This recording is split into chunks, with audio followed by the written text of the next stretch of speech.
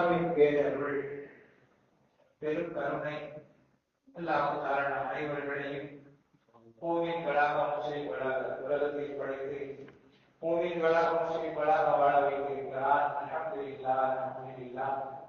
அதிலும் குறிப்பாக அல்லாஹ்வுடைய பிரியமான நபி கண்மணி முஹம்மது ரசூலுல்லாஹி ஸல்லல்லாஹு அலைஹி வஸல்லம் அவர்களுடைய அருள் நிறைந்த உம்மத்திலே அங்கத்தவராக ஆக்கி பாக்கியம் நிறைந்த ஜும்மாவுடைய நாளில் அவருடைய இல்லத்தில் ஒன்று கூட்டியிருக்கிறார். அல்ஹம்துலில்லாஹ் அல்ஹம்துலில்லாஹ். அன்பான பெரியார்களே, அருமையான சகோதரர்களே, அல்லாஹ்வை பயந்து அல்லாஹ்வால் அவருடைய தூதர் கண்மணி முஹம்மது ரசூலுல்லாஹி ஸல்லல்லாஹு அலைஹி வஸல்லம் அவர்களால் நம் மீது விதிக்கப்பட்ட ஏவல் விரத்தல் அனைத்தையும் ஏக மனதாக எடுத்து நடத்த வேண்டும் என்று என்னையும் உங்களையும் அன்போடு வேண்டிக் கொள்கிறேன். அல்லாஹ் தஆலா வழி வகுப்பானாக. ஆமீன் ஆமீன் யா ரப்பல் ஆலமீன். அன்பான பெரியார்களே, சகோதரர்களே, நாம் எல்லாம் உலகத்திலே எப்படியாவது வெற்றி பெற்று விட வேண்டும் என்று பெரிய ஆசை கொண்டிருக்கிறோம். அது ஆசை கொள்ள வேண்டியதுதான். அல்ஹம்துலில்லாஹ். உலகத்திலே சிலர்கள் பணக்காரர்களாக ஆக வேண்டும் என்று மிகவும் முயற்சி செய்யலாம். அதற்காக வேண்டி நிறைய படிக்கிறார்கள். வியாபாரம், தொழில், இது போன்ற எல்லா காரியங்களிலும் ஈடுபடுகிறார்கள். கடைசியில் அவர்கள் மிகப்பெரிய வியாபார வேந்தராக சிலர்கள் ஆகக்கூடும். சிலர்கள் மாட மாளிகைகள், பெரும் பெரும் வீடுகளை கட்டி பெரிய பேங்க் பேலன்ஸுக்கு அவர்கள் சொந்தக்காரர்களாக ஆகக்கூடும். உலகத்தில் இருக்கிறார்கள். எல்லாருக்கும் கை கொடுக்கறது இல்லை. வெளிநாட்டுல போய் சம்பாதிக்க போனவங்க இன்னைக்கு ஒண்ணும் இல்லாம பார்க்கணும் நிறைய பேர் இருக்காங்க. எல்லாம் பாதுகாக்கணும். வெளிநாட்டுல போய் நம்ம ஊர்ல வெளிநாட்டுக்கு போய் வீடு பெரிய பெரிய வீடுகளாக அல்லாஹ் தஆலா கொடுத்தான். மிகப்பெரிய பாக்கியம் அது. நம்ம ஊருக்கு கிடைத்த பாக்கியம் அது. சின்ன சின்ன குடிசை வீடுகளாக, ஓட்டு வீடுகளாக இருந்த வீடுகள் எல்லாம் இன்று ஓட்டு வீடுகள்னா என்னன்னே தெரியாத அளவிற்கு அல்லாஹ் தஆலா நிறைய முன்னேற்றத்தை நம்மளுடைய காலத்தில் அல்லாஹ் கொடுத்திருக்கிறார். அல்ஹம்துலில்லாஹ். ஆனால் வீட்டை பெரிதாக கட்டிவிட்டு கடைசி நேரத்தில் ஒன்றும் இல்லாமல் சிரமப்படக்கூடிய மக்களாக இருப்பவர்கள் நிறைய பேர். எல்லாம் பாதுகாக்க வேண்டும். அந்த மாதிரி நிலைகளை விட்டு இப்போ கடைசி நேரத்தில் முதுமையில வறுமை வரக்கூடிய நிலையை விட்டு அல்லாஹ் பாதுகாக்கணும். பெருமானார் ஸல்லல்லாஹு அலைஹி வஸல்லம் சொன்னதாக தாலீம் முத்தாலீம் என்ற கிதாபிலே வருகிறது, யாரெல்லாம் தன்னுடைய ஆசிரியர்களுக்கு படித்துக் கொடுத்த ஆசான்களுக்கு மரியாதை குறைவாக நடந்தால் அவர்களுக்கு அல்லாஹ் தஆலா சில தண்டனைகளை கொடுப்பாராம். ஒன்று, அவர்களுடைய படித்த படிப்பை கொண்டு ஒரு காசுக்கும் புண்ணியம் இல்லாமல் அல்லாஹ் தஆலா ஆக்கிடுவான். படிச்சு ஒரு புண்ணியம் இருக்காது, தனக்கும் புண்ணியம் இருக்காது, அடுத்தவங்களுக்கும் புண்ணியம் இருக்காது. அந்த நிலையை சிலர்களுக்கு அல்லாஹ் கொடுப்பான். இன்னும் சிலர்களுக்கு அல்லாஹ் தஆலா நிறைய படிச்சிருப்பான், முட்டாள்கள்கிட்ட கொண்டு சாக்கி விட்டுருவான். அந்த கல்வியை சொல்லிக் கொடுக்கவே முடியாது. அங்க அவனாவே தெரியாது. எங்க பார்த்தாலும் முட்டாள்களாக இருப்பார்கள். இப்படிப்பட்ட நிலைகளை சிலர்களுக்கு கொடுப்பார். வேறு சிலர்களுக்கு அல்லாஹ் தஆலா முதுமையிலே வறுமையை கொடுத்து விடணும். அதாவது வாலிப நேரத்திலே வறுமை வந்து விட்டால் எப்படியாவது சமாளிச்சிருவான். எங்கனையாவது முட்டி போட்டியால் என்னமாவது பண்ணி சமாளித்து கொண்டு வந்துடுவான். ஆனால் முதுமையிலே வறுமை வந்து விட்டால் அந்த வறுமையை தாக்கு பிடிக்கிறது ரொம்ப கஷ்டம். அது ரொம்ப மனைவி மக்களே நம்மை கேவலமாக பார்த்து விடுவார்கள். நம்முடைய பிள்ளைகளுக்கும் நம்மளை மதிக்க மாட்டாங்க. அந்த மாதிரி நிலையை வந்துவிடும். எதனால? யாரெல்லாம் படித்த ஆசானுக்கு மரியாதை குறைவாக நடந்தார்களோ, படித்த கல்விக்கு மரியாதை குறைவாக நடந்தார்களோ, அவர்களுக்கு இது போன்ற நிலைகள் ஏற்படும். அதே போல இன்னும் சிலர்களுக்கு அல்லாஹ் தஆலா கொடுப்பான். தாய் தந்தைகளுடைய விஷயத்திலே யாரெல்லாம் அதனுடைய உபகாரங்களை மறந்து நடந்தார்களோ அவர்களுடைய முடிய கடைசி தருணம் இது போன்ற ஒரு எளி நிலைக்கு தள்ளப்பட்டு விடும். அல்லாஹ் பாதுகாக்கிறது. அதே மாதிரி இன்னும் சில தண்டனைகளுக்கு, சில பாவங்களுக்கு, சில குற்றங்களுக்கு அல்லாஹ் தஆலா தண்டனையை மறுமையில வச்சிருக்கிறான். ஆனா சில பாவங்களுக்கு அல்லாஹ் தஆலா தண்டனையை துனியாவிலேயே அல்லாஹ் வச்சிருக்கான். துனியாவிலேயே. அதனால அல்லாஹ்விடத்துல எப்போதுமே துஆ செய்ய வேண்டும். அல்லாஹ் எனக்கு நான் செய்த குற்றம் குறைகளுக்கு துனியாவிலோ ஆகியத்திலே என்னை பிடிக்கிறார், துனியாவிலே ஆகியத்திலோ என்னை பிடித்து விடாது என்று ஒவ்வொரு நாளும் நாம் துஆ செய்ய வேண்டும். அல்லாஹ் பரக்கத் செய்வான். என்ன பாவம் அது? யாரெல்லாம் அடுத்தவர்களுடைய சொத்து விஷயத்திலே கையாளல் செய்தார்களோ, அடுத்தவர்களுடைய பண விஷயத்திலே கையாளல் செய்து விட்டார்களோ. அதனால நான் அடிக்கடி என்னுடைய பிள்ளைகளிடத்திலே மாணவர்களிடத்திலே சொல்லக்கூடிய ஒரு செய்தி, நம்மளுடைய காசு 10 பைசாவா இருந்தாலும் 10 ரூபாயா இருந்தாலும் அடுத்தவர் சோப்புல இருந்தா தப்பு இல்லை, நம்ம தப்பிச்சு விடுவோம். ஆனால் அடுத்தவர்களுடைய காசு நம்மளுடைய சோப்புக்கு வந்துருச்சு அப்படின்னு சொன்னா அது நம்முடைய சந்ததிக்கே அது பாதிப்பை ஏற்படுத்தும். அதை ரொம்ப கண்ணியமா பார்த்துக்கணும்பா. ஒரு ஆள் கடன் வாங்கிட்டாரு, தரல, கவலைப்படாது, போட்டோம், மன்னிச்சு விட்டுரு, மன்னிச்சு விட்டு. சூஃபியாக்கள் சொல்லுவார்கள், மன்னிச்சு விடுவதோடு மட்டுமல்ல அல்லாஹ்விடத்தில் கூட துஆ செய்ய வேண்டும். யா அல்லாஹ் நான் அவனை மன்னிச்சுட்டேன், அதுக்காக மறுமையில கூட அவனை பிடிக்காத என்று துஆ செய்ய வேண்டும் என்றெல்லாம் சூஃபியாக்கள் சொல்லுவார்கள். இருக்கட்டும்.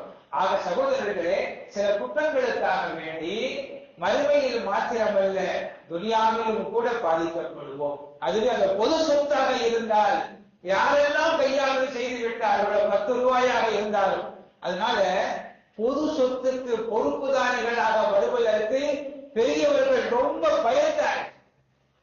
யாரெல்லாம் மார்க்கம் படித்தவர்களாக இருந்தார்களோ, மார்க்கத்திலே மேதாவிகளாக இருந்தார்களோ, அவர்கள் எல்லாம் பொது சொத்துக்கு பொறுப்புதாரிகளாக வருவதற்கு பயந்தார்கள். ஏன்னா பொது சொத்துல நம்மளுடைய காசு ஒரு 10 ரூபாயா 100 ரூபாயா உள்ள போட்டா தப்பு இல்லை. ஆனா அந்த காசு நம்ம சோப்புக்கு வந்துருச்சுன்னா அது நம்முடைய சந்ததிகளையே பாதிக்கும் என்று சொல்லுவார். இருக்கட்டும் சகோதரர்கள், அது நமக்கு செய்தி அல்ல. உலகத்திலே எல்லோருமே வெற்றி பெற வேண்டும் என்று நினைப்பார்கள். வெற்றி பெறுவது என்றால் அவரவர்கள் ஒரு கற்பனையை வைத்திருக்கிறார்கள். பெரிய வியாபார வேத்தராக இருக்க வேண்டும். சில பேர் தம்பூராவோட சொல்லுவாங்க, வியாபாரம்னா அவரை மாதிரி வியாபாரம் பண்ணணும் அப்படின்னு யாரோ ஒரு ஆளை குறிப்பிட்டு சொல்லுவார்கள். அவரை மாதிரி வியாபாரம் பண்ணணும். அவர் அப்படி என்ன பண்ணாரு, அவர் உட்கார்ந்து வியாபாரம் பண்ணாரு, அவர் அப்படி தொழில் செஞ்சார், இதெல்லாம் சொல்லுவார்கள். பெருமானார் ஸல்லல்லாஹு அலைஹி வஸல்லம் சொன்னார்கள், ஒரு காலம் வரும். என்ன மாதிரி காலம்னா, மக்கள் வியாபாரம் செய்வதற்கு பயப்படுவார்கள். அதாவது கொடுக்கல் வாங்கல் செய்வதற்கு பயப்படுவார்கள். என்னவா, அவன் யாரு ஏமாத்திடுவானோ, அவன் ஏமாத்திடுவானா, இவன் ஏமாத்திடுவானா, அந்த கடைக்கு போனா எடை கரெக்டா இருக்குமா இருக்காதா சந்தேகம் இருந்துகிட்டே.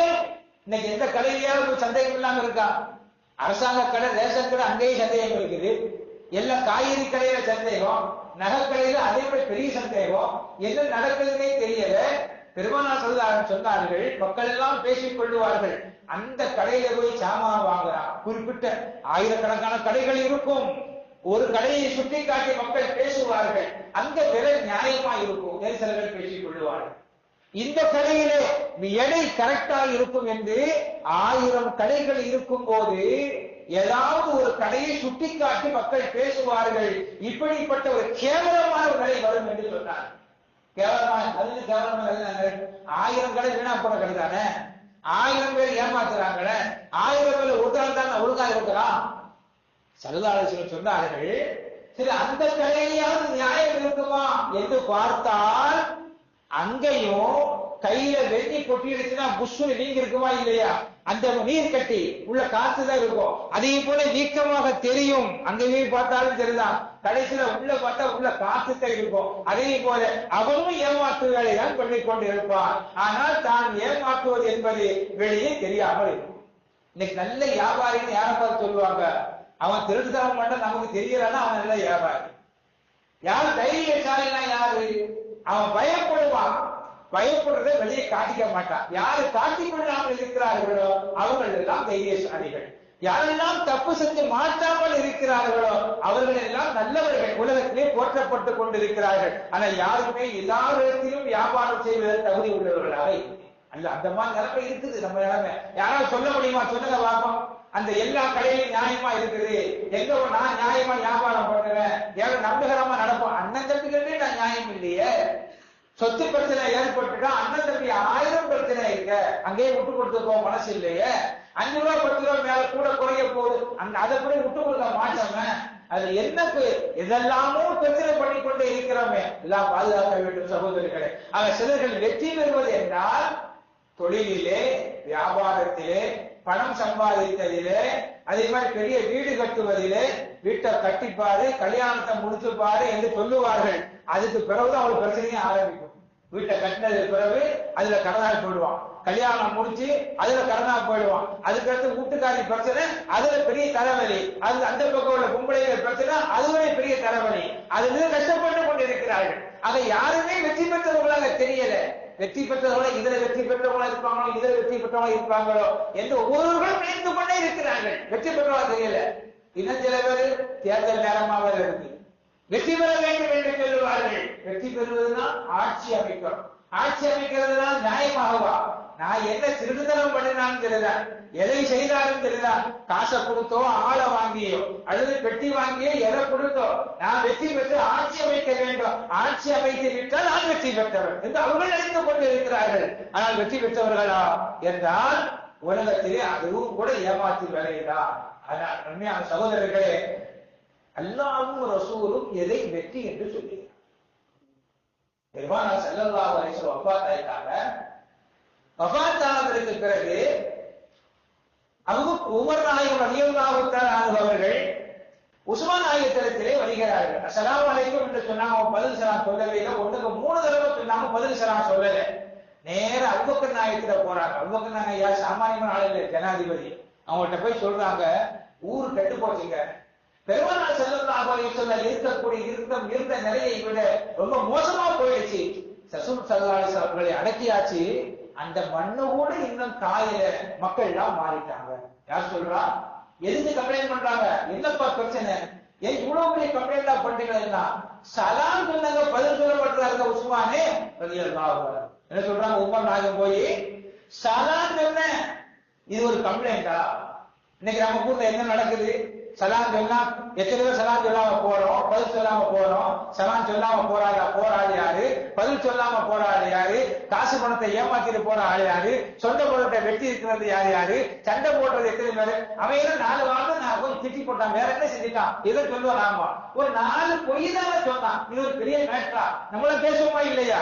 இதுக்கு கூட கவலையும் பண்ண மாட்டோம். அதனால உமர் நாயகம் ரலியல்லாஹு தஆலா அன்ஹு அவர்கள் உஸ்மான் நாயகத்தை பற்றி கம்ப்ளைண்ட் பண்றாங்க. நான் சலாம் சொன்னா பதில் சலாம் சொல்ல மாட்டாங்க, ஜனாதிபதி கம்ப்ளைண்ட் பண்றாங்க. எவ்வளவு பெரிய விஷயம் பாருங்க. அதுதான் சஹாபாக்களுக்கு நமக்குள்ள வித்தியாசம். ஒரு சலாம் சொல்லுவதை கூட அதை கூட பெரிய குற்றமாக பார்த்தார்கள். அதனால் இன்று வரை ரலியல்லாஹு அன்ஹு வாழ்ந்து கொண்டு இருக்கிறார்கள். அதனால சலாம் சொல்லி பதில் சொல்லாமல் இருந்தது கூட அவர்களுடைய வாழ்க்கையில் அது ஒரு பெரிய குற்றம், அப்படி பார்க்கப்பட்டது. அதனால் இன்று வரை அவர்கள் வாழ்கிறார்கள். அவர்களை யாரை பின்பற்றினாலும் நீங்கள் ஜெயம் பெறுவீர்கள். பெருமானார் ஸல்லல்லாஹு அலைஹி வஸல்லம் யார ஒரு சலாம் சொன்னா பதில் சொல்லலன்னா கம்ப்ளைண்ட் பண்ணுவாங்க. அவங்க தொழுகிறவர்கள் என்ன செய்வாங்க? கொடுக்கிறவங்க பிரச்சனை ஏற்பட்டா என்ன செய்வாங்க? எவ்வளவு முறை தண்டனைக்குரிய குற்றமாக பார்க்கப்படும். யோசித்து பார்க்கணும். ஒரு சலாம் சொல்லி பதில் சலாம் சொல்லல. அப்போ அபூபக்கர் நாயகம் சொன்னாங்க, இல்லைங்க அப்படி இருக்காது. உஸ்மான் அப்படிப்பட்ட ஆள் இல்ல. சலாம் சொன்னால் பதில் சொல்லாமல் போகக்கூடிய ஆள் அல்ல. போய் கேட்போம் வாருங்கள் என்று 2 பேரும் போறாங்க. உமர் நாயகமும் உஸ்மான் நாயகம் ரலியல்லாஹு தஆலா இருவர்களும் செல்கிறார்கள். உஸ்மான் நாயகம் கேட்கிறாங்க, என்ன உஸ்மான், இன்னார் வந்தாங்க, உமர் வந்தாங்கல, உங்களுக்கு சலாம் சொன்னாங்கல, ஏன் நீங்க பதில் சலாம் சொல்லல அப்படின்னு கேட்கிறாங்க. உஸ்மான் நாயகம் கேட்டாங்க, எப்ப வந்தாங்க? நான் பார்க்கலையே. நான் 3 தடவை சொன்னேன்னாங்க, நீங்க ஒரு தடவை கூட சொல்லல, நான் பார்க்கல. நான் பார்த்தா நான் எப்படி பதில் சொல்லாமல் இருந்திருப்பேன். சின்ன சின்ன விஷயங்கள் கூட பெருசாக பார்த்தாங்க. கடைசியில ஏன்பா? இல்ல, எனக்கு பெருமானார் ஸல்லல்லாஹு அலைஹி வஸல்லம் வஃபாத் ஆயிட்டாங்க, அந்த கவலையிலே நான் இருந்தேன். எந்த கவலை? வஃபாத்தான கவலை ஒன்று, அதை விட ஒரு பெரிய கவலை, எதிரி வெற்றி நான் கேட்காம விட்டுட்டேனே. என்ன சொல்றாங்க? இவ்வளவு நாளா கூடத்தை இருந்திருக்கிறாங்க. பெருமானார் ஸல்லல்லாஹு அலைஹி வஸல்லம் அவர்களால் போற்றப்பட்டவர்கள், ரலியல்லாஹு அன்ஹு என்று சொல்லப்பட்டவர்கள், அவர்களுக்கு மிகப்பெரிய அந்தஸ்து ரசூலுல்லாஹி ஸல்லல்லாஹு அலைஹி வஸல்லம் வைத்திருக்கிறார்கள். தன்னுடைய 2 மகளை திருமணம் முடித்து விட்டிருக்கிறார்கள். அவ்வளவு பெரிய அந்தஸ்துள்ள உஸ்மான் நாயகம் ரலியல்லாஹு தஆலா சொன்னாங்க, நான் என்னை நினைத்து கவலைப்பட்டுக் கொண்டிருந்தேன். வெற்றி பெறுவதற்குரிய வழியை நான் கேட்காமல் விட்டுவிட்டேன். வெற்றி பெறுவதற்குரிய வழியை நான் கேட்காமல் விட்டு விட்டேனே, ரசூல் ஸல்லல்லாஹு அலைஹி வஸல்லம் விட்டு போய்விட்டார்களே என்ற கவலையிலே நான் இருந்தேன். அப்படியா? அபூபக்கர் நாயகம் சொன்னாங்க, கவலைப்படாதீங்க, அதை பத்தி நான் கேட்டேன். ரசூலுல்லாஹ் அல்ஹம்துலில்லாஹ் எதை பத்தி கேட்டாங்களா? வெற்றி பெறுவதற்குரிய வழி என்ன? எல்லாருடைய என்ன வழி? ஒண்ணுமே இல்லை. பெருமானார் சொன்னார்கள், லா இலாஹ இல்லல்லாஹ் முஹம்மது ரசூலுல்லாஹ் என்ற கலிமாவை கொண்டு வெற்றி இருக்கிறது. என்ன பெருமானார் ஸல்லல்லாஹு அலைஹி சொன்னார்கள் என்று சொன்னதும் அல்ஹம்துலில்லாஹ் அல்ஹம்துலில்லாஹ் என்று சந்தோஷம் அடைந்தார்கள். விளங்குங்களா? இந்த கலிமாவுக்கு எவ்வளவு பெரிய பவர் இருக்குது. சாமானியமான விஷயம் அல்ல. கலிமா என்பது நமக்கு என்னமோ லேசா தெரியலாம். இதே மாதிரி இன்னொரு செய்தி வருது. அபூ ஹுரைரா ரலியல்லாஹு தஆலா அவர்கள் அறிவிக்கிறார்கள், நான் ஏதோ பேசணும்னு நினைச்சா அல்லாஹ் தஆலா ஏதோ ரூட்ல கொண்டு போயிட்டு இருக்கான். குறிப்பிட்டிருந்தா வரல, வந்து உட்கார்ந்து ஏதோ ஒரு ஆயத்தை அல்லாஹ் தஆலா பேசணும்னு சிந்தனையை கொடுத்தான். அது சம்பந்தமா பேசலாம்னு நினைச்சேன். அல்லாஹ் தஆலா வேற ஒரு ரூட்ல கொண்டு போறான். அவன் எதுல கொண்டு போறானோ அதுல போறான். அதுல மக்களுக்கு புரோஜனம் சின்ன துவாசிலேட்டு வந்தேன். எல்லாம் மக்களுக்கு என்ன தேவையோ எனக்கு தெரியாது. எல்லாத்தையும் அறிஞ்சவனி, பேச வைக்கிறவன் நீ தான், கேட்க வைக்கிறவன் நீ தான். அது ஒரே அந்த உணர்வோட வந்தேன். அல்லாஹ் ஒரு ரூட்ல கொண்டு போறான். பெருமானார் ஸல்லல்லாஹு அலைஹி வஸல்லம் அவர்களே ஒரு நாள் காணா போச்சு. ஆளை காணோம். பெருமானார் ஸல்லல்லாஹு அலைஹி அவர்களே ஆளை காணா போச்சு. காணனா எல்லா பேரும் தேடுறாங்க. எங்கெல்லாமோ தேடுகிறார்கள். பெருமானார் ஸல்லல்லாஹு அலைஹி அவர்களை காணவில்லை. அபூ ஹுரைரா ரலியல்லாஹு தஆலா சொல்றாங்க, ஒரு நான் பதறி போய் ஓடி வந்தேன். ஒரு தோட்டத்துல சின்ன குழாய் இருக்குமா இல்லையா, ஒரு தண்ணி போற குழாய், அந்த குழாய் வழியே நுழைஞ்சு உள்ள வந்துட்டேன். யார சொல்லலாம், உள்ள கிணத்துக்குள்ள பெருமானார் ஸல்லல்லாஹு அலைஹி உட்கார்ந்து இருக்காங்க. அப்படியா, எப்படிப்பா வந்த? நான் இந்த மாதிரி குள்ளத்தறி மாதிரி நுழைஞ்சு வந்தேன். அப்படியா, யார சொல்ல ரொம்ப பதறி போய் வந்தேன். அப்படியா, உடனே ரசூலுல்லாஹ் சொன்னாங்க, மன்கால லா இலாஹ இல்லல்லாஹ் தகரல், யார் லா இலாஹ இல்லல்லாஹ் என்று சொன்னாரோ அவர் சொர்க்கம் சென்று விட்டார். ஒரே வார்த்தை ஸல்லல்லாஹு அலைஹி வஸல்லம் சொன்னாங்க. உடனே உமர் நாயகம் கேட்டாங்க, இதை போய் நான் எல்லாத்தையும் சொல்லட்டுமான்னு கேட்டாங்க. யார் கேட்கிறா? அவங்க அபூ ஹுரைரா ரலியல்லாஹு அன்ஹு ரசூலுல்லாஹ் கேட்கிறாங்க, சொல்லுங்க. இது நான் சொன்னா என்ன சண்டைக்கு வந்துருவாங்க, இது சொன்னா என்ன செய்வாங்க, சண்டைக்கு வந்துருவாங்க, ஏதாவது ஆதாரம் கொடுங்க அப்படின்னு கேட்டா, பெருமானார் ஸல்லல்லாஹு அலைஹி வஸல்லம் தன்னுடைய செருப்பை கையில கொடுத்தார். தன்னுடைய காலில் போட்ட பாதடியை கையில கொடுத்தார். அதை தூக்கிட்டு வந்துட்டான். அதை எடுத்துக்கிட்டு வர்றாங்க. மன்கார லா இலாஹ இல்லல்லாஹ் தஹரல் ஜன்னா, மன்கார லா இலாஹ இல்லல்லாஹ் தஹரல் ஜன்னா, யார் லா இலாஹ இல்லல்லாஹ் என்று சொன்னாரோ சொர்க்கம் போயிட்டார் என்ற ஆஃபரை கொடுத்துட்டே வர்றாங்க. அபூ ஹுரைரா ரலியல்லாஹு தஆலா எதிர்த்த மாதிரி வர்றாங்க. உமர் நாயகம் என்னப்பான்னு கேட்டா, மன்கார லா இலாஹ இல்லல்லாஹ் தஹரல், லா இலாஹ இல்லல்லாஹ் சொல்ல சொர்க்கத்துக்கு போயிடும். அப்படி யார் சொன்னா? ரசூலுல்லாஹ் சொன்னாங்க. ரசூலுல்லாஹ் சொன்னாங்க, ஏதாவது ஆதாரம் இருக்கா? இந்த காலை செருப்பை தள்ளி விட்டுறாங்களா, ஒரு அடியை விட்டான். வாயை பத்தி சும்மா மக்களை போய் குழப்ப மாட்டாங்க. எல்லாரும் அதை நம்பிக்கொண்டே உட்கார்ந்து விடுவார்கள். தொழுகைக்கு ஆள் வர மாட்டாங்க. இன்னைக்கு அப்படி நம்ம ஆளுகளுக்கு ரொம்ப நம்பிக்கை போல தெரியுது. நாங்க லா இலாஹ இல்லல்லாஹ் சொல்லிட்டோமே, எப்படியாவது சொர்க்கத்துக்கு போயிடுவோம் நம்பிக்கையில தான் நம்ம தொழுகைக்கு நிறைய வர்றது இல்லை. நோம்புல எல்லாம் ரொம்ப முக்கியத்துவம் கொடுக்கறது இல்லை. ஏன்னா நோம்பு திறக்க வந்த கூட்டம் மகிழ்ச்சிக்கு ஆளை காணா போச்சு. நோம்பு திறக்க வந்த கூட்டம் மற்ற நேரத்துக்கு ஆளை காணும். ஜும்மாவுக்கு வர்ற கூட்டம் மற்ற வகுத்துக்கு என்னையும் சேர்த்தேன்னு சொல்றேன். ஜும்மாவுக்கு வர்ற கூட்டம் மற்ற கூட்டத்துக்கு மற்ற நேரத்துக்கு வர்றது இல்லை. எதனால ரொம்ப நம்பிக்கை அதிகமா இருக்கும் அப்படின்னு நம்புவோம். அது அவங்க நல்லா போதுமா. பெருமானார் ஸல்லல்லாஹு அலைஹி வஸல்லம் கூட்டு வராங்க. யார சொல்லலாம், நீங்க சொன்னீங்களா இப்படி லா இலாஹ இல்லல்லாஹ் சொன்னா சொர்க்கத்துக்கு போயிடலாம்னு சொன்னீங்களா? ஆமா நான் தான் சொன்னேன். அப்படி சொல்லாதீங்க. யார் சொல்றா? மக்கள்லாம் அதை நம்பி, ஏன்னா மக்களை பற்றி விளங்கி இருந்தார்கள் உமர் நாயகம் ரலியல்லாஹு தஆலா அன்ஹு. மக்கள் இந்த வார்த்தையை நம்பிக்கொண்டே உட்கார்ந்து விடுவார்கள். பள்ளிவாசல காலியா போட்டுருவாங்க, இபாதத்தை காலியா போட்டுருவாங்க என்பதற்காக வேண்டி சொல்லி, இதை யாரும் சொல்லாமல் விடுங்கள், அமைதியாக இருங்கள் என்றார்கள். ரசூலுல்லாஹ் அதை ஏத்துக்கிட்டாங்க. அதுக்காக அது இல்லைன்னு சொல்லல, சகோதரர்களே, அவர் லா இலாஹ இல்லல்லாஹ் என்ற கலிமாவிலே வெற்றி இருக்கிறது. அது எப்படி வெற்றி இருக்குது அப்படி தெரியணுமா இல்லையா? நாங்கள் தான் சொல்றோம், ஒரு வெற்றியும் கிடைக்க மாட்டேங்குது. தொழுக வர்றோம், காசுக்கு தான் தேவைப்படுது நமக்கு. அதனால நம்மளுக்கு லா இலாஹ இல்லல்லாஹ்வை புழங்கக்கூடிய புழக்கம் நம்மிடத்துல கம்மியாக இருப்பதனால் காசு பணம் கூட கையில் தங்க மாட்டேங்குது. காசு பணம் நம்ம கையில வர்றதில்லை. எதனாலன்னா லா இலாஹ இல்லல்லாஹ்வை புழங்காத காரணத்தினால். அருமையான பெரியார்களே, சகோதரிகளே, ஆகவே துன்யாவிலும் வெற்றி கிடைக்க வேண்டும், மறுமையிலே வெற்றி கிடைக்கும். அதுக்கு என்ன வழி? கலிமாவிலே வழி இருக்கிறது என்று பெருமானார் ஸல்லல்லாஹு அலைஹி வஸல்லம் சொன்ன செய்தியை அபூபக்கர் சித்திக் நாயகம் ரலியல்லாஹு தஆலா அன்ஹு சொல்லி உஸ்மான் இப்னு அஃபான் ரலியல்லாஹு தஆலா அவருடைய கவலைக்கு மருந்து போட்டார்கள். அல்லாஹ் அருள்மொழி சொல்றான், யா அய்யுஹல்லதீன ஆமனு தகுல்லாஹ வகூலு கௌலன் சதீதா. ஈமான் கொண்டவர்களே, முதல்ல அல்லாஹ்வை நம்பியவர்களே, முதல்ல நீங்க அல்லாஹ்வை நம்புங்கள். யா அய்யுஹல்லதீன ஆமனு, ஈமான் கொள்ளுங்கள் என்றால் அல்லாஹ்வை நம்புங்கள். அல்லாஹ் நம்புவது எல்லாத்துக்கும் நான் அல்லாஹ் நம்பித்தானே இருக்கோம். நிறைய பேர் கேள்வி, அல்லாஹ்வை நம்ப வேண்டும், இரண்டாவது நம்பியதன் பிரகாரம் தக்குவா செய்ய வேண்டும், நடைமுறையிலே கொண்டு வர வேண்டும். வகூலு கௌலன் சதீதா, நல்ல வார்த்தையை பேச வேண்டும். கௌலன் சதீதா என்பதற்கு விளக்கம் தரும் பொழுது லா இலாஹ இல்லல்லாஹ் என்று சொல்லுங்கள் என்று கூட விளக்கம் தருவார்கள். நல்ல வார்த்தையை பேசுங்கள் என்று கூட விளக்கம் தருவார்கள். பேசும்போது பிறருடைய மனம் புண்படாத வண்ணம் பேசுங்கள், சலாம் சொல்லி பழகுங்கள் என்று கூட விளக்கம் தருவார்கள். இப்படி நீங்கள் செய்தால் யுஸ்லிஹு லக்கும் அமாலக்கும் வ யக்ஃபிர் லக்கும் துனூபக்கும், அல்லாஹ் தஆலா உங்களுடைய பாவங்கள் எல்லாவற்றையும் மன்னித்து விடுவான். உங்களுடைய செயல்பாடுகள் சரியாக, உங்களுடைய நடைமுறைகளை அல்லாஹ் தஆலா மாற்றி விடுவான். முதல்ல பேச்ச மாற்றணும், நம்முடைய சிந்தனையை மாற்றணும்னா ஈமான் கொண்டுதான் முதல்ல நம்ப. என்ன நம்ப? அல்லாஹ் நம்புறதுன்னா என்ன? அல்லாஹ் நம்புறதுன்னா அல்லாஹ் என்ன படைச்சான் நம்புறதா? அல்லாஹ் என்ன மௌத்தாக்குவான் நம்புறதா? எதை நம்புறது? எதை கொடுத்தாலும் எடுத்தாலும் அல்லாஹ் தான் கொடுக்கிறான் என்ற எண்ணத்தை கொண்டு வர வேண்டும். ஒண்ணு பெருமானார் சொல்றாங்க, மௌத்தா போறதுக்கு முன்னாடியாவது அல்லாஹ் மேல ஒரு நல்ல எண்ணம் வச்சு மௌத்தா போங்கிறாங்க. சொல்றாங்க என்ன சொல்றாங்க? மௌத்தா போறதுக்கு முன்னாடியாவது நம்மள்ட்ட அல்லாஹ் மேல கருத்து வேறுபாடு அளவு வச்சிருக்கோம். என்ன மட்டும் இப்படி வச்சிருக்கான் அல்லாஹ், என்ன மட்டும் இப்படி வச்சிருக்கான். முஸ்லீமா இருந்தா தப்பா, எங்க பார்த்தாலும் அடிக்கிறாங்க என்ன நிறைய பேர் நினைப்பு. முஸ்லீமா இருக்கிறனால வேற மாதிரி இருந்திருக்கலாம் போல தெரியுது. அல்லாஹ் மேல இவ்வளவு கருத்து வேறுபாடு, அல்லாஹ் மேல நம்பிக்கையே இல்லை. அதான் பெருமானார் சொல்றாங்க, மௌத்தா போறதுக்கு முன்னா அல்லாஹ் மேல நல்ல எண்ணம் வரவே வராது மனுஷனுக்கு. என்ன நல்ல எண்ணம் வராது. மௌத்தா போறதுக்கு முன்னாடியாவது நல்ல எண்ணம் வச்சுக்கோங்கன்னு சொன்னாங்க. இன்னும் சொல்ல போனால் அல்லாஹ் சொன்னதாக பெருமானார் ஸல்லல்லாஹு சொன்னார்கள், உங்க உம்மத்து இருக்கிறாங்களா ஓவரா கேள்விதான் கேட்பாங்க அப்படின்னு யாரும் சொல்லல. அல்லாஹ் பெருமானார் ஸல்லல்லாஹு சொல்றான், உங்க உம்மத்து ரொம்ப கேள்வி கேட்பாங்க. எந்த அளவு கேள்வி கேட்பாங்க? மற்ற உம்மத்துகளை விட.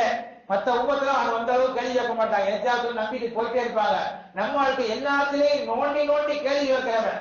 கேள்வி கேட்டு எந்த அளவு கேள்வி கேட்பான் அப்படின்னு சொன்னா, அதை படைச்சது யாரு, இதை படைச்சது யாரு, அது என்ன இது என்னன்னு கடைசி அல்லாஹ்வை படைச்சது யாரு இருப்பான். அல்லாஹ் எப்படி? அதனால பாருங்க, நாத்திகர்கள் என்ற ஒரு அமைப்பு, ஒரு இனம் மற்ற சமுதாயத்திலே பெருமானார் ஸல்லல்லாஹு அலைஹி வஸல்லம் அவர்களுக்கு முன்னால் இருந்துச்சா இல்லையான்னு தெரியல. ஆனா நம்ம சமுதாயத்தில் அப்படி ஒரு இடமே இருக்கு. அல்லாஹ் ஒரு இருக்கானா இல்லையா, கடவுள் இருக்கானா இல்லையா என்ற கேள்வி நம்ம சமுதாயத்தில் அதிகம். அந்த அதிகம் என்பது நீங்களும் நான் உருவாக்கல, அல்லாஹ்வே சொல்றார் பெருமானார் ஸல்லல்லாஹு அலைஹி வஸல்லம் அவர்களை பார்த்து, உங்களுடைய உம்மத்துல உள்ள ஓவரா கேள்விகள் கேட்பார்கள். அந்த கேள்வி கேட்டு அல்லாஹ்வையே கேள்வி கேட்கக்கூடியவனாக இருப்பான் அப்படின்னு அல்லாஹ் தஆலா சொல்றான். ஆக இருக்கட்டும் சகோதரிகள், அல்லாஹ் நம்பணும். அல்லாஹ்வை நம்புறதுன்னா அல்லாஹ் எனக்கு எந்த காரணம் கொண்டும் அநியாயம் செய்ய மாட்டான். அநியாயம் செய்யக்கூடிய பழக்கம் அல்லாஹ்விடத்திலே கிடையாது. புரியுதுங்களா? நம்ம சின்ன விஷயத்துல ஒரு வக்து தொழுகலன்னா கூட பாவி விளங்குங்களா? ஒரு வக்து ஒரு நாள் தொழல அப்படின்னு சொன்னா அவர் பாவியா காசிரா போக மாட்டார். நல்ல விளங்கணும். தொழுகையா ஒரு நாள் தொழுகையை விட்டுட்டாரு, காசிரா போக மாட்டாரு, பாவியாக இருப்பார். அதற்காகவே கேள்விகள் உண்டு. ஒருவர் நோன்பு வைக்கல, அவர் பாவி, காசிராக போக மாட்டார். ஆனால் அல்லாஹ் என்னையே இப்படி வச்சிருக்கான் அப்படி ஒரு கேள்வி கேட்ட காசிரா. அல்லாஹ் பாதுகாப்பு. அல்லாஹ் என்னையே இப்படி வச்சிருக்கிறான், எனக்கு அல்லாஹ் அநியாயம் செய்து விட்டான் என்று ஒரு அடியான் சொன்னான் என்றால் அவனோட ஈமானே பறந்து போயிடும். அவன் தொழுகைகள் எல்லாம் பறந்து போய்விடும். அவன் தொழுது வேஸ்ட். அது ஈஸ்வர வருது.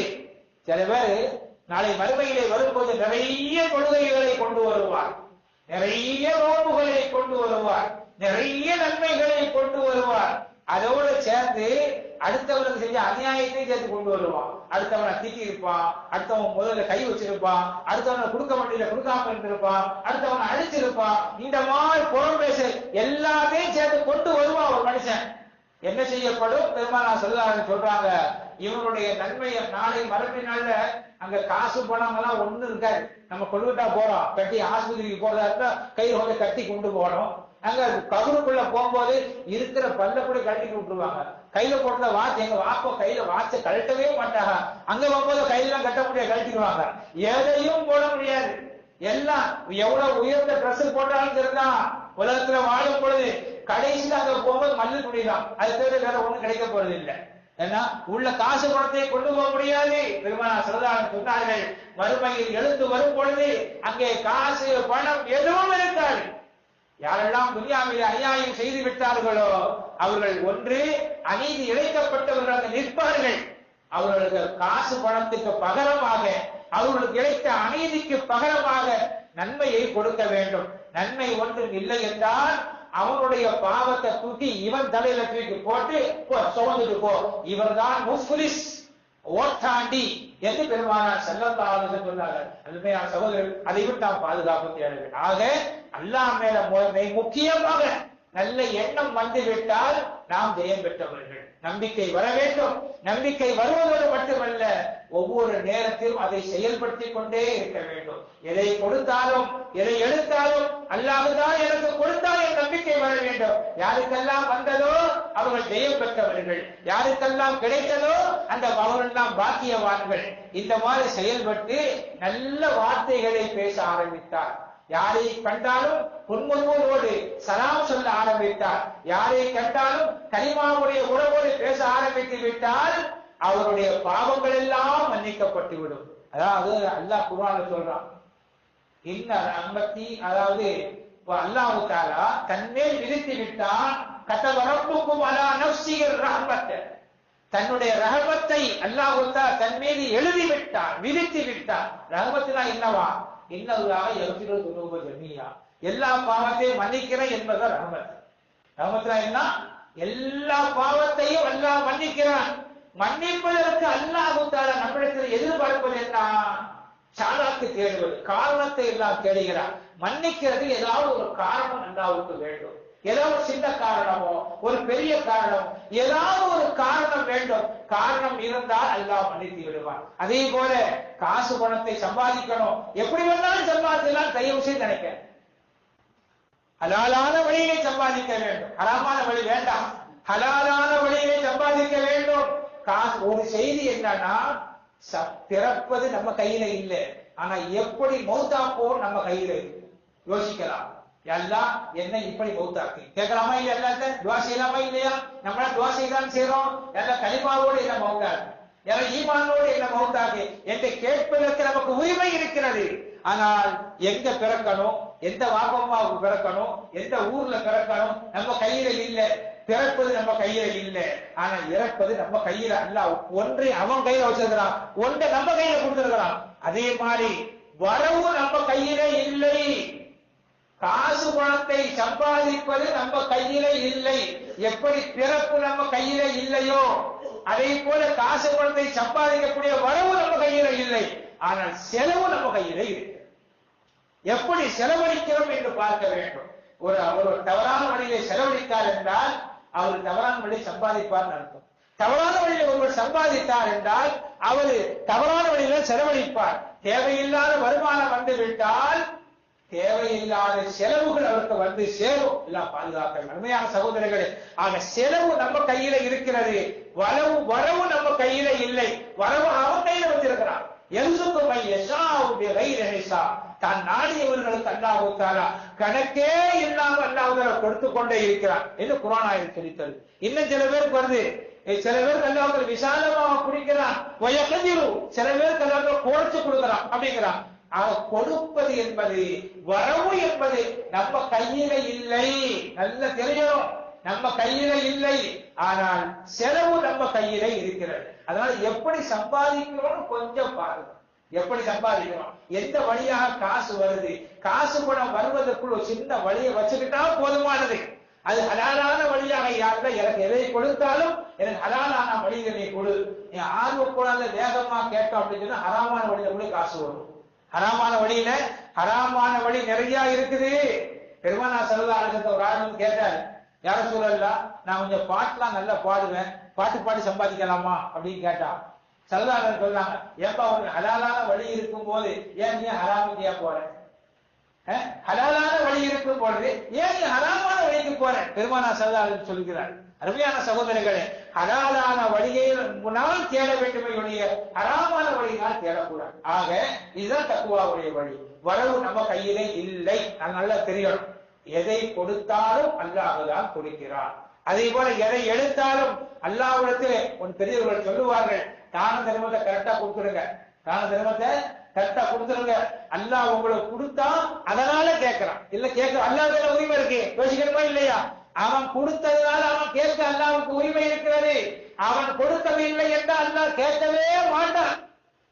அவன் அப்படிப்பட்டவன் கிடையாது. அல்லாஹ் தஆலா அல்லாஹ் நம்முடைய தான தர்மத்தை கேட்கிறான் என்றால் அவன் கொடுத்ததினால் தான் கேட்கிறான். கொடுக்கக்கூடிய உரிமையை முழுமையாக அவன் கையில வைத்ததுனால அல்லாஹ் தஆலா கேட்கிறான். தான தர்மத்தை ஒழுங்கா கொடுக்கல அப்படின்னு சொன்னா அல்லாஹ் தஆலா அதை எந்த வழியிலெல்லாம் வசூல் பண்ணாலும் வசூல் பண்ணிக்கிடுவான். ஒண்ணு இயற்கை பேரழிவுகளின் மூலமாகவோ, அல்லது ஆஸ்பத்திரி செலவுகளின் மூலமாகவோ, அல்லது திருடர்களின் மூலமாகவோ அல்லாஹ் தஆலா எப்படியாவது வசூல் பண்ணிடுவான். அதுக்கு மேல இருந்துச்சுன்னா காசு பண்ண இருக்கும், நாம உண்ணாம தின்ன முடியாது, நம்ம பிள்ளையை சாப்பிட முடியாது, யாரோ சாப்பிடுவான், யாரோ எழுதிக்கிட்டு போயிடுவான். நடக்கும் சகோதரர்களை அல்லாஹ் பாதுகாக்க வேண்டும். ஆக எதுக்கு சொல்றோம்னா, தக்வாவுடைய வாழ்க்கை வாழ்ந்தார். ஈமான் கொண்டிருக்கிறோம், அல்லாஹ்வை நம்பி தக்வாவோடு நல்ல வழியிலே காசு சம்பாதித்து நல்ல பேச்சுக்களை பேசி யாருடைய மனங்களையும் புண்படுத்தாத வண்ணம் நல்ல பேச்சுக்களை, அல்லாஹ்வுக்கு பிடித்தமான பேச்சுக்களை, அல்லாஹ்வுக்கு பிடித்தமான வாழ்க்கையை நாம் வாழ ஆரம்பித்து விட்டால் அல்லாஹ் தஆலா நம்முடைய செயல்பாடுகள், நம்முடைய எல்லா அமல்களையும் அல்லாஹ் சரி செய்து நம்முடைய எல்லா பாவங்களையும் அல்லாஹ் தஆலா மன்னித்து விடுவார். மன்னித்து உலாயிக ஹுமுல் முஃப்லிஹூன் வமன் யுத்திஇல்லாஹ வ ரசூலஹு ஃபகத் ஃபாஸ ஃபௌஸன் அதீமா. யார் அல்லாஹ் இப்படி செய்தவர்கள் தான் அல்லாஹ்வுக்கு கட்டுப்பட்டவர்கள். அல்லாஹ்வுக்கு கட்டுப்பட்டு விட்டால் அவர்கள் துனியாவிலும் வெற்றி பெற்று விடுவார்கள், மறுமையிலும் வெற்றி பெற்று விடுவார்கள் என்று அல்லாஹ் தஆலா சர்டிபிகேட் தருகிறான். துனியாவில் வெற்றி பெற வேண்டும் என்றாலும் இதே கலிமாவை